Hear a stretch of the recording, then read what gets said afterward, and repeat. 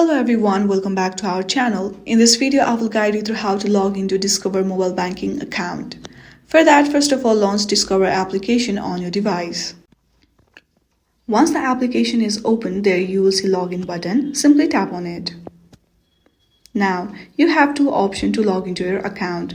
You can either use user ID and password option, or you can also use your Face ID to log into your account. For now, we are logging through user ID and password. Simply enter your user ID at first, then enter your password. If you want your application to remember you, then simply click on the remember option available there. And at last, tap on login button to log into your account. In this way, you can easily log into your Discover mobile banking. I hope this video was helpful. If you like this video, then please do not forget to like and subscribe to our channel. Thank you for watching.